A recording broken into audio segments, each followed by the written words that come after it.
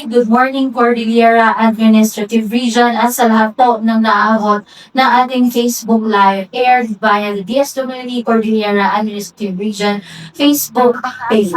Today is April 15, 2026 at ako po si Nelisa Faye Villanueva Trinidad, the Regional Information Officer of DSWD Field Office CAR. We are here at the DSWD FOR Regional Operations Center for a press briefing on the updates on the cash relief assistance. At makakasama po uli natin ang ating OAC Regional Director, Director Ricky H. Gascon Jr. para magbigay po sa atin ng updates sa nasabing programa. Para naman po sa mga katanungan ng ating mga tagapanood at tagapakinig, maaari po kayong mag-iwan ng inyong comments sa ating pong Facebook Live. Kaya naman, huwag natin patagalin, umpisahan na po natin ang ating update for the cash relief assistance. Good morning, Sir Ricky. Ano na po ang latest sa atin po cash relief assistance dito po sa Cordillera Administrative Region? Thank you, Ms. Neri. Una sa lahat, magandang umaga sa ating tagapakinig at ating media partners na nandito ngayon. So far, distribution ng cash relief assistance natin ay nangyari na noong April 8. Yun yung unang batch ng ating cash relief assistance na naibigay sa ating tricycle drivers sa Tabong City, Kalinga. So yun yung una. So far sa ating figures, ang nabayaran na natin is about 1,143 na tricycle drivers. At ito ay nagkakahalaga ng 5.7 billion. So yun po ay naganap noong April 8, that was last week. So sa susunod naman, nakaplano tayo na mag-conduct ng payout sa lahat naman ng tricycle drivers sa lahat ng municipalities na Cordillera. So ito po ay simultaneous na gaganapin.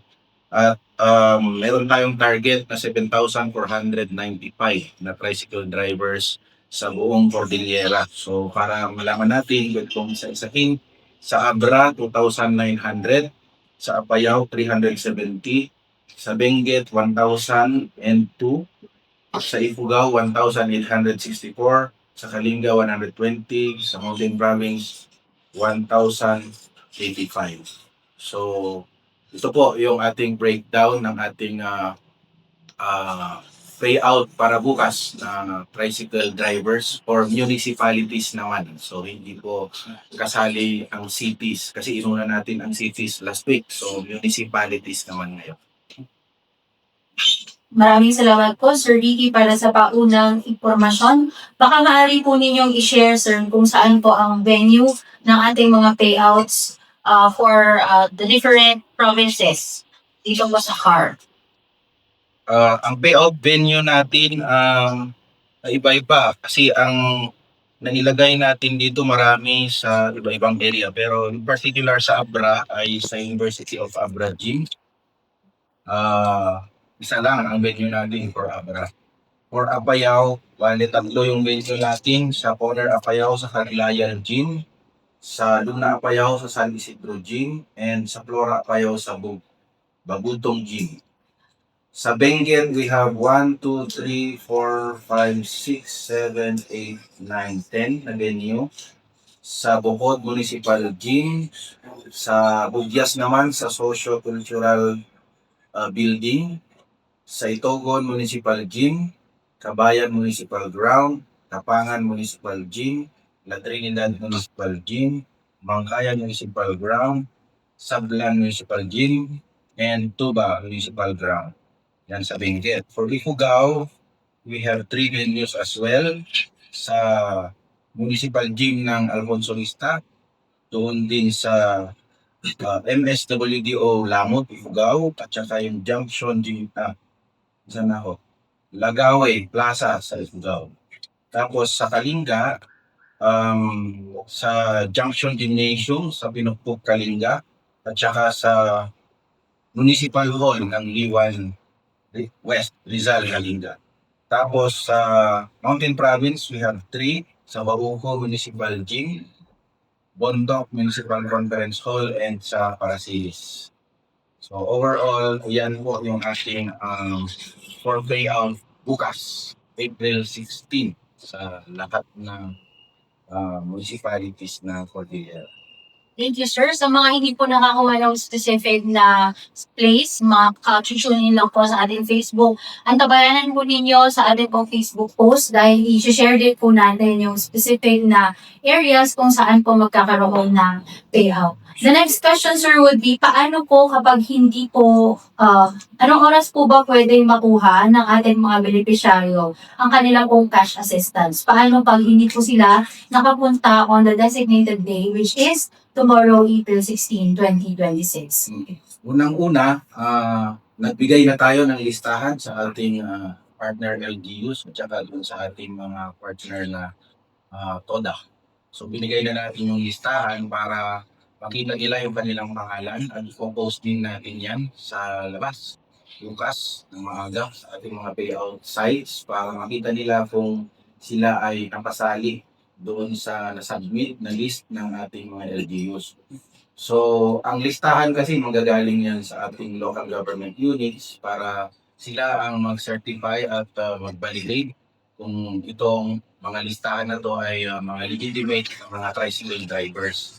So, ito ay nasubmit sa DSWD at process natin for cross-matching and deduplication para masiguro natin na hindi magdoble-doble yung mga nakakuha ng ating financial assistance.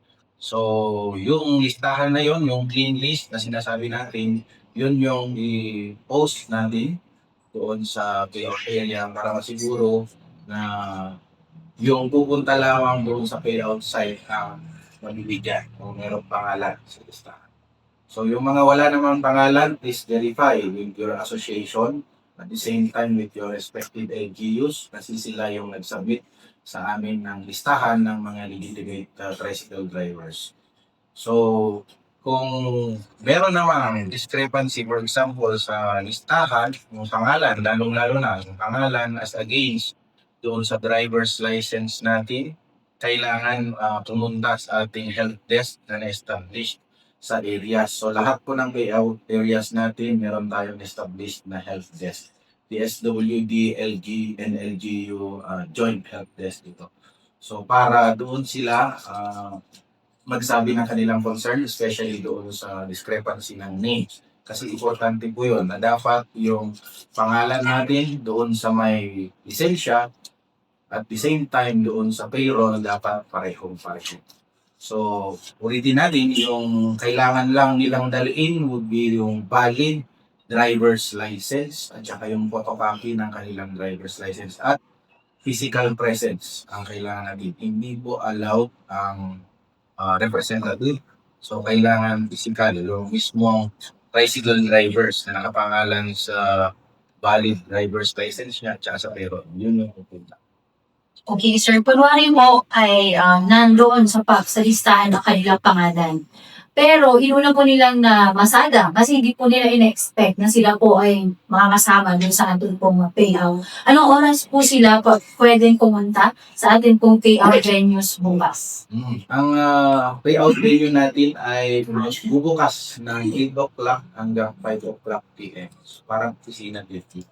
So 8 o'clock to 5 o'clock yan. Pero hindi natin maiwasan yung ating mga kababayan na tricycle drivers na pupunta ng maaga. So maaga din ang ating mga staff to ensure na maayos yung ating payout. So para yun nga, makita nila yung pangalan nila sa listahan para i-save time. Malaman nila kung saan sila bibila kasi gagawin natin per barangay yung distribution para mas maayos. At the same time, meron tayong ginawang bar-loading system, meron tayong digital system dyan para sa actual payout, para mas mabilis yung ating proseso kapag sila ay na-verify na para diretso na sila doon sa ating payout paymaster and then para madali matapos yung kanilang pag-payout sa kanilang financial assistance. Sir, paano pag hindi naabutan yung 5 o'clock? Paano pong gagawin ng ating mga drivers? Inaanyayahan natin sila na dapat pumunta sa payout areas kasi tuwag naman yung oras natin for 8 to 5 tomorrow, April 16. Pero kung hindi man umabot, hindi man sila makaabot doon, pwede naman sila pumunta later on sa ating SWAT offices. Yan yung pero yung SWAT offices natin nasa capital towns na lang. Sa Banjel Agra, sa Luna Apayao, sa Lagawin Cugao, sa Trinidad Benguet, sa Moktok Mountain Province, and sa Tabuk. Okay, sir. So, sa ating pong mga beneficiaries ng CRA, kalidatan tayo apo iti maban from 8 to 5. Tagno maiwasan din dyan yung maban tayo kay iti SWAT offices. Para maiwasan din po siguro yung pagbabalik ng funds. Mayroon po bang mangyayaring pagbabalik ng funds, sir, sa national government or sa national treasury kung hindi po ma-receive ng ating pong mga beneficiaries? Gaya nung nangyaring payout sa Tabuk City, bale ang nakapunta doon out of the 1,185, meron tayong nabayaran na 1,143.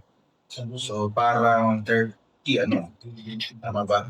40 plus 42 yung ating hindi nakapunta. So ito ay tinatawagan natin para pumunta sa SWAT office natin para makuha na nila. Pero kung hindi sila makapunta until sa set deadline natin before end of this month, kasi magsasabi na tayo ng recommendation natin. So, ibabalik talaga yun. Kasi hindi naman pwede authorization. Kailangan yung mismong driver ang pumunta doon sa payout site at makuha yung kanyang financial assistance.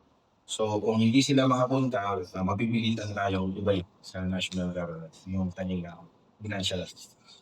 Okay, that is noted, sir. Ibig sabihin po, hindi forever na nandoon sa SWAT ang cash relief assistance. Kaya naman po, kapag meron na po kayong oras, please makipag-coordinate na po sa ating pong SWAT offices. So ngayon naman po, kung mayroon pong may mga kasama po tayo dito from our local media, let me acknowledge our friends from the PTV, PNA, Herald Express, and DZWT. And syempre, ang ating pong partner parati, ang PIA. Yan. Maraming salamat po sa inyong pagdalo ngayong umaga. With a very short notice ay nandito po kayo. So, meron po ba tayong katanungan mula sa ating pong mga kasamahan sa media? Ma'am Liza of PNA. Good morning po, sir. Sir, i-clarify ko lang. Yung kasi, like in Agra, may mga, parang iisa lang ang payout area, University of Agra, in Banguet. Yes, ma'am. Marami tayong mga tricycle drivers sa munisipyo. Ibig sabihin po ba, Banguet lang ang nag-avail, kaya Banguet lang mangyayari? Hindi po. Itong payout natin sa Agra, ma'am, is composed of the 27 municipalities. Actually, oo. Pero yung iba kasing municipalities, medyo konti-konti. So, nag-decide ang local government para minsan na lang po sa area. Para, kasi sa University of Agra ay maayos po yung venue natin. Condition siya para maayos yung magpunta ng ating mga beneficiaries. At may schedule sila, ma'am, para hindi sabay-sabay. Oo. Inuuna natin yung mga galing sa malayo kasi sigurado yan, excited silang pumunta ng maaga. So, inuuna natin sila. Yung mga mas malapit, they can come later para hindi po sabay-sabay. So, ganun po natin naayos. So, ito ay composed of the 27 na hindi ko lang nakuha yung breakdown na. Pero kaya, ito ang pinakamalaki actually sa Agra. Pinakamalaki natin at 2,900. Sir, considering yung distance from the municipalities to the capital town, baka meron mga hindi makarating.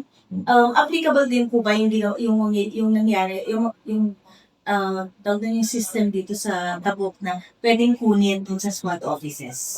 Usually, ganun ang practice natin, ma'am. Kung hindi talaga makaabot sa same day, pwede silang humabol doon sa SWAT office. Basta importante, hindi umabot doon sa deadline natin for the submission of liquidation documents. And dapat, yung mismong rescue driver ang And another clarification, sir. Maybe have a breakdown. Kasi parang did all the municipalities, kasi sa mga probinsya, sa mga munisipyo natin, may mga tricycles talaga eh. Yes. Did all the municipalities avail of this benefit or hindi lahat or merong mga hindi interesado? Ano, bakit po, paano po yung, yung system? Bale, galing po ito sa local government unit yung listahan, ma'am. So the assumption is ito yung mga legitimate ng mga tricycle drivers na galing sa kanila. So lahat ay nagsubmit ng kanilang listahan. Pero syempre, nagbigay tayo ng cut-off, ma'am, para mag-process pa natin. Nagbigay tayo ng cut-off last week until Friday, I think, na mag-submit ng kanilang mga listahan. And then, yung hindi naabutan, kung meron man, ay pwede pa rin mag-submit later on, pero it will be conducted in another batch kung meron. Okay. Pero sa ngayon, yung nasubmit natin before lahat, yun po yung mababayaran sa bukas pala.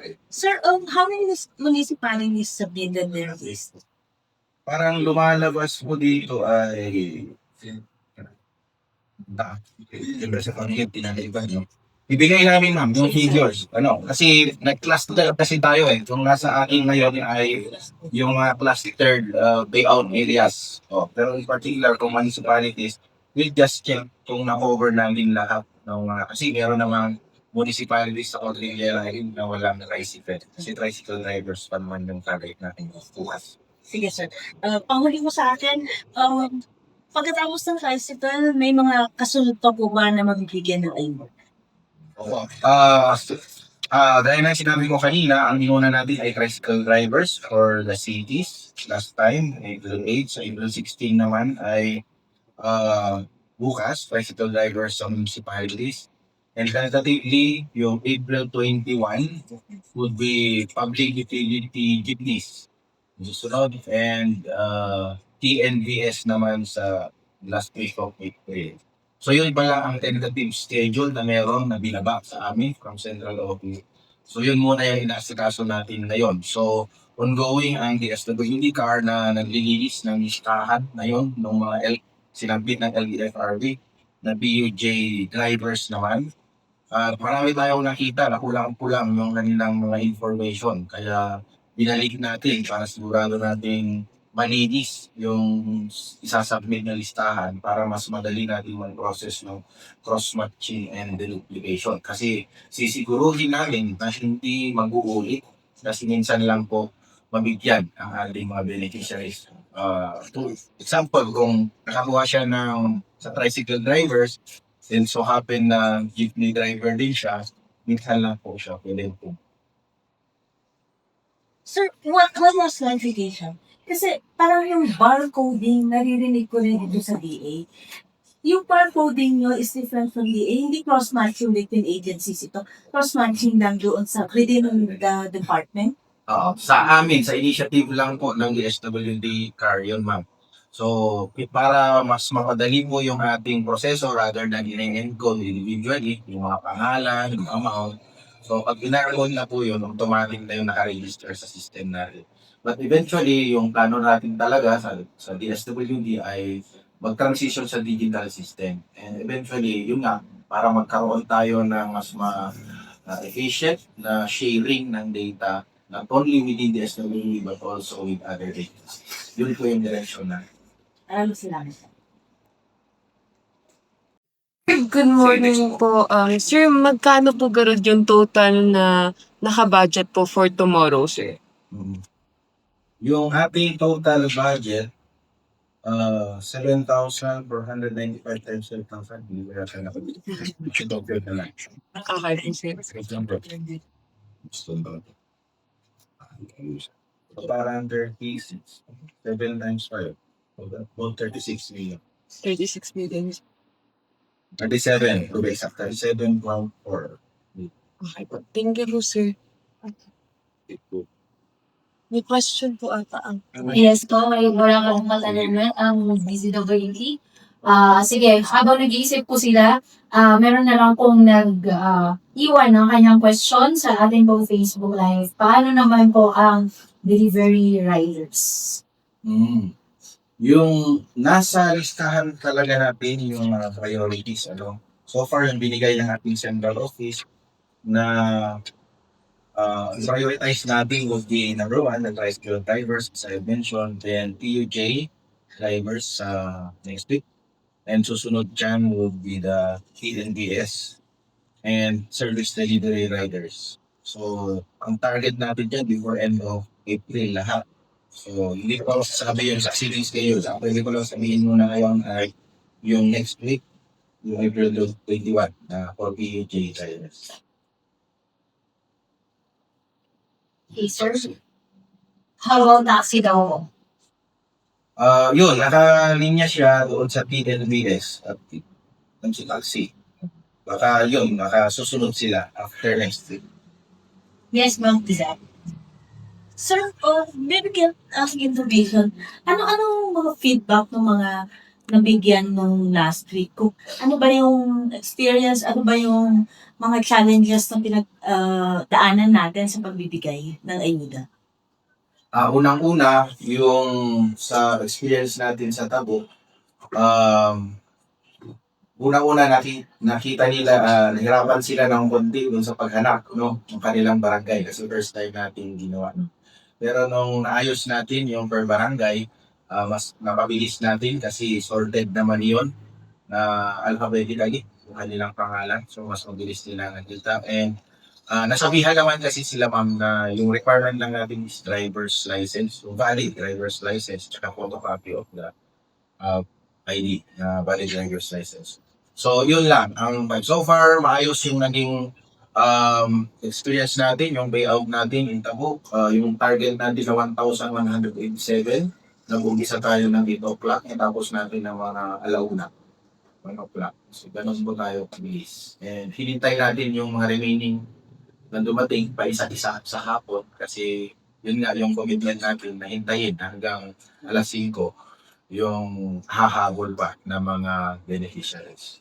So far, maayos naman po yung naging payout natin last time sa Tabuk City.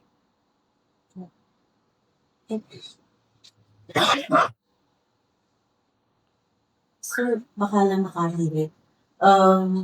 Kasi parang hindi lang naman po drivers ang nahihirapan sa sitwasyon ngayon.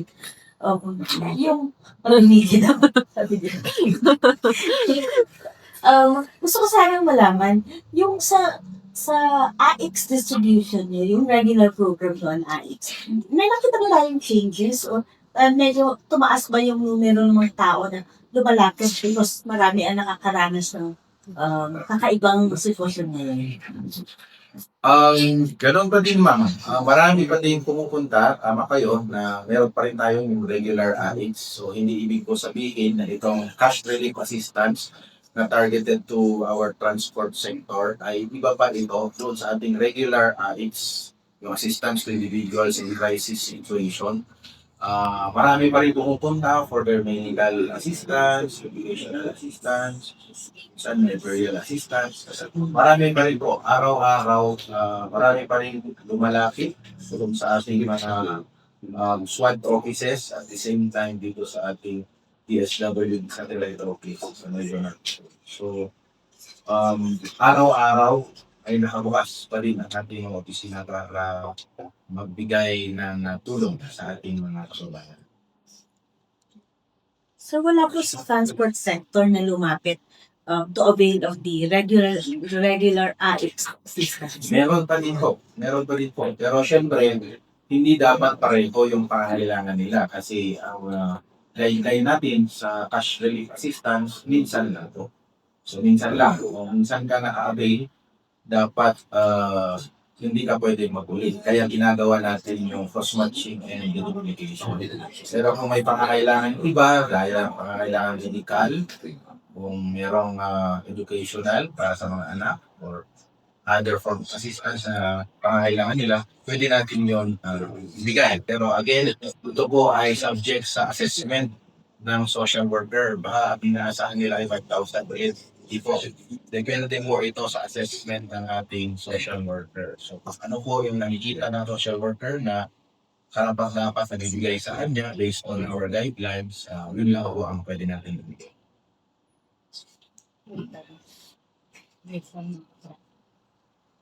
Hindi, pero sa lahat. I-share na lang natin. Medyo madami po yung breakdown ng Abra ma'am. Dito, pwede natin i-share na lang later on sa ating media partners. Yes, ma'am. Meron pa ba tayong karagdagang katanungan? Actually, I just want to follow up sana regarding doon sa mga doctors. What are the immediate assistance that they would get ngayon, kasi farmers are trying social media na talagang affected sila, not just the transport sector. Okay. I think may programa ang DA dyan, ano, para sa ating mga truckers. Pero as far as SMW is concerned, ang target muna natin ngayon ay mga drivers, no? Gaya ng nabanggit natin kanina.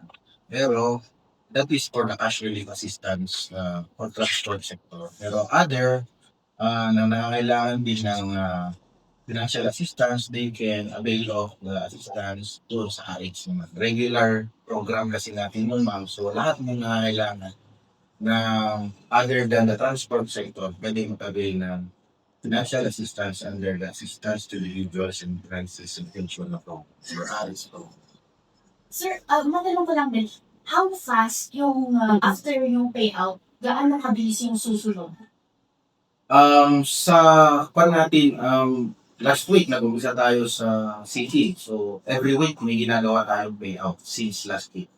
So, expect na every week meron tayong payout. So, nuna natin yung tricycle drivers in the cities, tricycle drivers in the municipalities bukas, and then public utility jeepney sa next week naman. Sir, how's the for the second batch? In case na meron? Ang pondo natin overall na nabanggit ng ating kalihim, Secretary Rex Gatchalian, ay naka-allocate ang 30 billion sa buong Pilipinas. Okay. Wala kasi specific para sa region kasi depende yun sa isasubmit ng listahan. Kung based doon sa listahan na bibigay, yun yung pupundukan. So, need-based tayo. Kung ano yung clean list, kaya pinapasubmit natin in advance yung ating listahan, nililinis natin, sinisiguro natin na walang duplicates ito. Yun yung sinasubmit natin sa central office, yun yung binabaan nila ng funding for payout. Ganun po yung sistema natin. Siguro last on my end, sir. Ang when tayo magbibigay ng assistance since nag-start na po mag-decline yung presyo ng gasolina?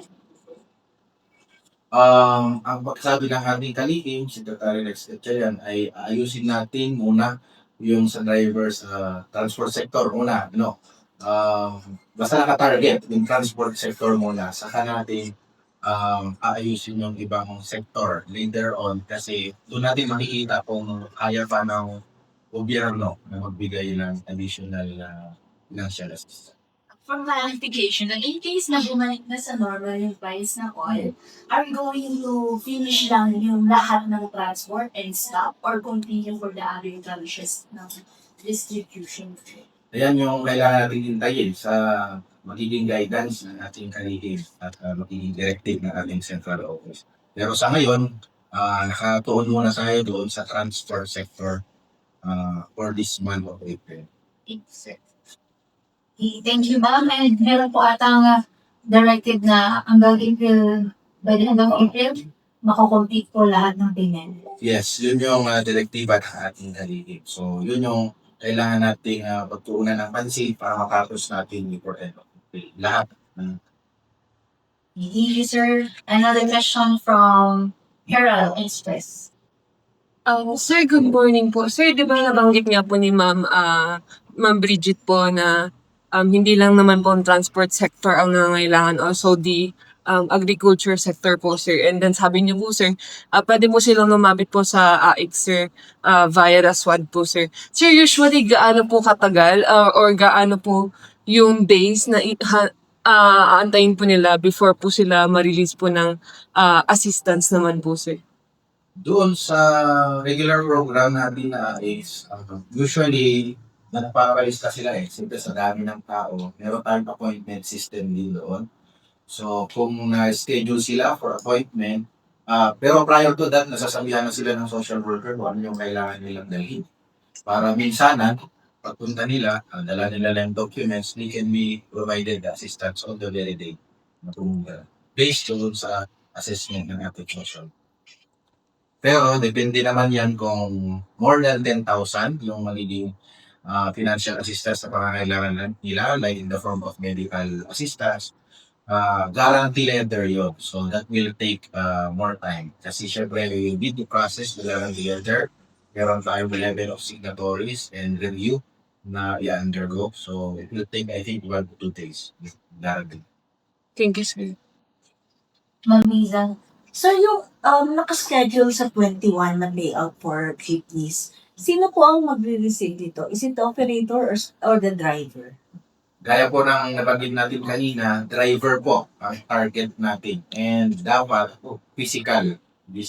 Yung mismong driver ang pupunta kasi dala niya yung driver's license niya, plus yung photocopy, plus yung sarili niya. Hindi po kasi natin ina-allow sa ating guidelines ang authorized representative. Sir, right now, ano po yung ginagawa natin para makuha ang listahan ng mga prospective beneficiaries for the public utility jeepneys? Oo.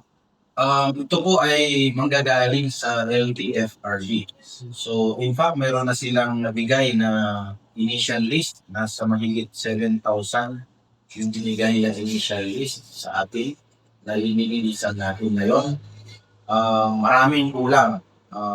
Maraming kulang ng information doon. Kaya binabalik natin. Kasi sinisiguro natin na dapat kompleto yung kanilang information para mas effective yung ating notification na gagawin. So, magagaling po sa LTFRB yung lista. Sir, para po siguro sa kanan ng ating mga drivers, ano po ba yung mga information na kailangan nilang i-provide sa asosasyon na po ba ito isasubmit or sa diretso sila sa LTFRB? Paano po ba yung sistema para alam din po ng mga kasamahan natin? Usually, through their association, mag-submit sila sa LTFRB. Pero sa part ng DSWD, ang kailangan lang naman namin na information ay yung pangalan, kompletong pangalan. Kung merong extension name yan, critical yon, junior, senior, retired. Importante yon. Yung kanyang birthday, tsaka yung cellphone number, plus the address. Yun lang ang kailangan po natin. Hindi natin kailangan ng ibang information. So, yun yung po kailangan submit sa amin para may process namin yung kanilang cash relief assistance. Sir, clarification ulit. Mga legal na operating na PUJ ito. Yes, ma'am. First, kasi yun yung kaya nga magagaling like yung tricycle drivers i-certify at i-validate yan ng LGU bago nila i-submit kasi may certification sila kailangan pirmahan. Ganon din ang sa LTFRB dahil sila yung regulatory body, sila yung magbibigay sa atin ng legitimate na drivers, PUB drivers at kami na lang ang mag-process na kanila. Maraming salamat po. So far, sige, balikan natin yung question ni Ma'am Lisa kanina. So far, ang LGUs cover for Abra ay 22, for Apayao, 6, sa Benguet, 10, ang Ifugao, 9, and Kalinga, 2, and Mountain Province, 9. So, pakitotal na lang. Yeah. Sir, bakit po kaya parang hindi lahat ng municipalities, like itong Kalinga, 2 lang natin, tanggalin din natin yung Tabok, pangatlo. So, nasaan yung iba? Wala po bang... Accordingly, wala nga daw kung tricycle doon sa area, ma'am. Kasi tricycle pa lang ang target natin ngayon. So, yun ang based doon sa sinabmit na report. So, 58, bale, lahat. 58 municipalities ang cover sa Cordillera. Pero syempre, meron na tayong isang nabigyan sa Tabuk last time. So, 59 na ang masisipihan natin bukas. So, ganun po yung sistema natin. Sir, all this, kasi meron tayong 77 municipalities in the region. Yung all the others, walang taxical. Tricycle. Matigas. Wala naman dito. Sa list areas natin, ma'am, wala naman tricycle dito. So, kaya iuna muna natin ng tricycle. And hopefully, syempre, lalo na sa City of Baguio, wala tayong taxi, DLJs. So, sila yung susunod. Maraming salamat po. Yes, ma'am. O sige, anahin ko muna natin si sa Herald at si Ma'am Bridget ng PH. Sir, may mga instances kasi sa ibang payout, sir, na bumaba po yung amount na na-receive po nila during their payout po mismo na may nabawas po. Because hindi pa po natin alam yung reason, baka po nagkulang po sila sa budget. Pero sa DSWD po, do we have any assurances po na talagang 5,000 na buong-buo po yung marireceive nila? Yan, talagang ano, kaya nga yung sa payout area natin, ma'am, talagang sa harap mismo nila binibilang yung cash. Okay? At the same time, pinapakita natin sa kanila, pinipicturean pa yung iba na talagang 5,000. 5,000 ang kasi yun for the transport sector. So far, sa experience natin sa Tabuk, kasi yun pala ang una, wala namang ganong pangyayari dito sa ating area, sa Cordillera. And hopefully, doon sa susunod, siguruhin natin na hindi mangyayari yun kasi talagang ibibigay natin diretso. Kaya hindi nga natin inaalaw ang authorized representative. Baka hindi makarating. So sinusiguro natin na yung mismong tricycle driver ang mabibigyan na financial assistance. Thank you, sir. Thank you, ma'am. Now, let's listen to the question of Ma'am Bridget. In relation doon, sir, there are cases po kasi na isang unit, dalawang driver, especially sa mga taxis. Per driver mo ba yung assistance or do they really have to present data they have really drive one unit lang po? Ang target natin, naghahanap sa natin ma'am, ay drivers. So, kung may dalawang drivers na isang unit, so basta legitimate siya na na-certify at na-validate ng LTFRB, pwede po yung sabihin sa atin. Importante lang, hindi siya magkaroon ng duplicate sa ibang previously na nabayaran natin. Dahil ang nabanggit ko, kung tricycle driver din lang pala siya, tapos may jeepney siya, minsan lang. Thank you so much, ma'am, for your question. Mayroon pa po ba tayong karagdagang mga katanungan para sa ating pong OSC Regional Director, Sir Reggie? Dito sa video to. So, pamimigay ulit ng ayuda, sir. This will be in the municipalities. May panawagan na tayo, sir, particularly sa ating mga politicians, mga ating mga officials during this time of payout. Okay, so sa pagkanta natin ng payout, malaking bagay yung contribution ng local government teams, especially in the identification of venue. Kasi hindi naman kaya lahat ng DSWD alone. So we can just prepare all the logistics, mga staff natin, conduct ng payout. Pero counterpart ng ating local government units ay yung ating venue, yung other logistics, siyempre yung maayos na lugar, mga upuan, and all. So we are coordinating closely with our partner LGUs dyan. Pero dun sa actual conduct ng payout, hindi natin po inaalaw ang pag-post ng tarpaulin. Wala din po tayong program na gaganapin. At ang tanging tarpaulin lang po na ilalagay doon ay yung ating assistance to individuals in crisis situation, yung 3TI na tawag natin, yung tamang tulong sa tamang impormasyon at saka yung help desk natin. Yun lang po makikita natin tarpaulin doon. Pero syempre, dahil area naman ng responsibility ng ating LGUs siya, pwede naman silang pumunta doon at tignan lang kung maayos. No? They can just drop by para tignan kung maayos yung lugar. And hanggang doon lang yung ating magiging contribution ng ating local government. Thank you so much, Sir Reggie. Basahin ko lang po ang isang comment mula sa ating Facebook Live, sir. From Ruiz Mayan Garcia Lair. Sir, pati po sana kaming mga minimum wage earners, meron din kasi mahal na din po ang pamasahe. Sana bantay-bantay po ang lahat. Kaya lang natabi natin kanina, pwede ba rin silang mag-avail ng financial assistance under sa ICE program natin. Yung ICE program natin ay para sa lahat ng nangangailangan at nag-undergo ng crisis sa kanilang buhay. Sir, baka pwede lang po natin i-run through. Ano po yung possible na assistance na makukuha nila under AIX para po sa ating mga regular, quote-unquote regular po na clients kasi hindi po sila driver but affected po sila ng pagtaas po ng mga presyo ng bilihin. Meron tayo dyan, yung banggit ko kanina, yung medical assistance. Kasi karamihan talaga, yung malaki kasing bagay yung panggagamot, di ba? Malaking kawalan doon sa ating araw-araw na pangangailangan ng gamot. So karamihan medical assistance talaga yung pumupunta. Tapos, nabibigay din tayo ng routine suporta sa mga nag-aaral na anak sa educational assistance.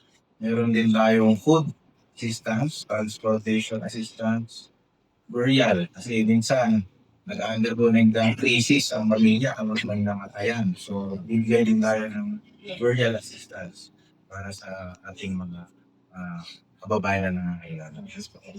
Transportation assistance. Kung gusto nilang pumunta, wala silang pamasahe na makabalik sa kanila, lalo na sa mga stranded, or nakakawan.